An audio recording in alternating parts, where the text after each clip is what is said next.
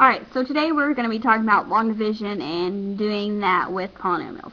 So first I want to refresh your memory on long division with regular numbers so we can remember that process because it's the same process.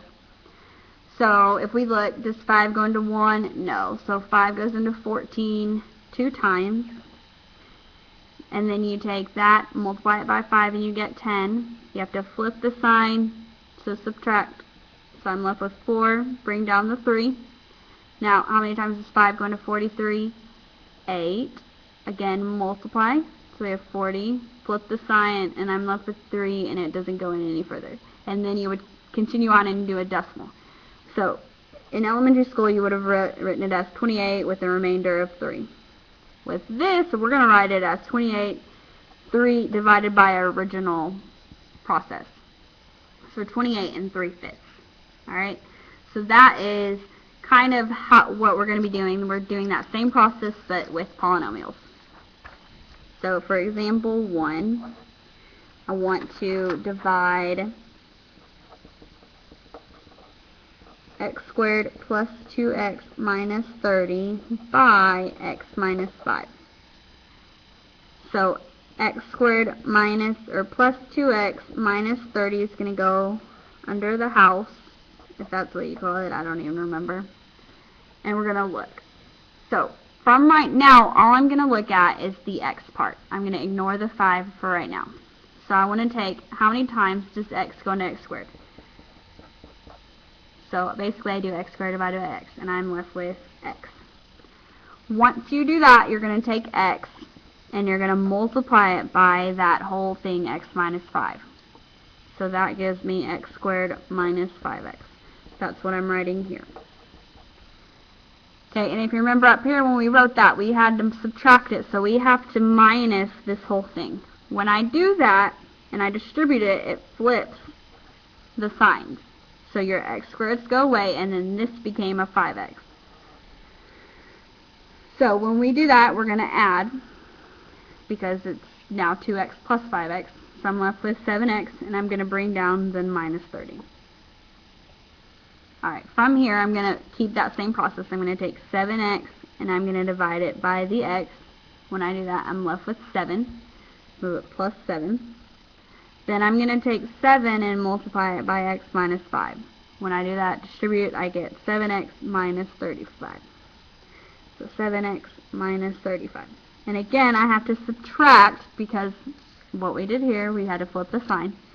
So that makes this negative and then this positive. So the 7x go away, and I'm left with 5. Now, x can't go into 5, so this right here is your remainder. So what we're going to do is the same thing that we did up above. So I have my x plus 7, and I'm going to add the remainder divided by the divisor. So this is your answer. Alright, let's look at another example.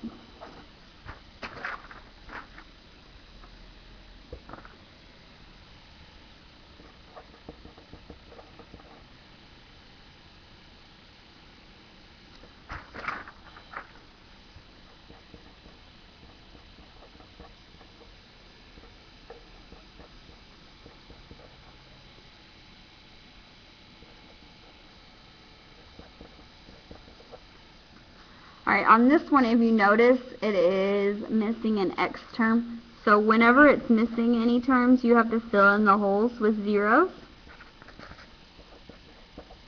So when I write it, I'm going to have x to the 4th plus 3x cubed minus 5x squared plus 0x plus 9. Okay, same thing with the divisor. So I'm going to have x squared plus 0x plus 3. And I don't think on your homework there's going to be anything as complicated as this, but still want to show you. So I'm going to do that same process we did above. And I'm going to look at just x to the 4th divided by x squared. When I do that, I get x squared. So then once you have that, you're going to take x squared and multiply it by the x squared plus 0x plus 3.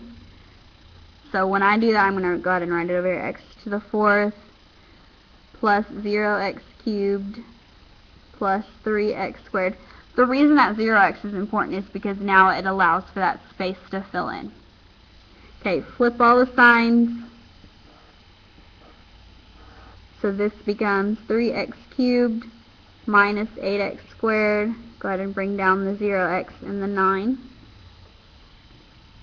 Okay, let's repeat that process. So 3x cubed divided by x squared is 3x. Multiply that by the x squared plus 0x plus 3. So when we do that, we get 3x cubed plus 0x squared plus 9x. Okay, flip all your signs. That goes away. This becomes negative 8x squared minus 9x plus 9.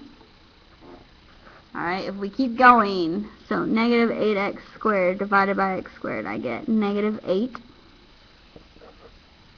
Go ahead and multiply negative 8 by all of that. When we do that, we get negative 8x squared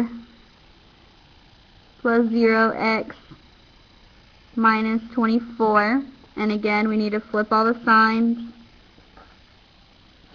so that 8x squareds go away. I'm left with negative 9x plus 33. And since x squared can't go into 9x, this right here is going to be our remainder. So our answer is we're going to take what's on top, so x squared plus 3x minus 8 minus 9x plus 33 over the x squared plus 3. Alright, so there is that. Let me get another sheet of paper. Alright, last example is I'm going to use division to determine if x plus 2 is a factor of x squared plus 10x plus 16. So the way you do that is you're going to divide it like we did the first two examples, and if the remainder is 0, then it is a factor. If it has a remainder, then it is not. So I'm going to take x squared plus 10x plus 16 divided by x plus 2. Okay, I'm not going to write all the steps out to the side this time. X goes into x squared, x times x squared, or x is x squared, x times 2 is 2x. Flip signs. X squareds go away. I'm left with 8x plus 16.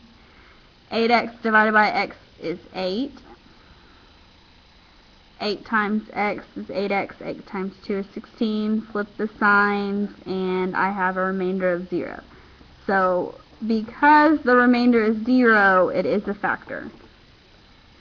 So yes, x plus 2 is a factor. Alright, the assignment for this is A4, page 333 through 12. Please let me know if you have any questions, and good luck.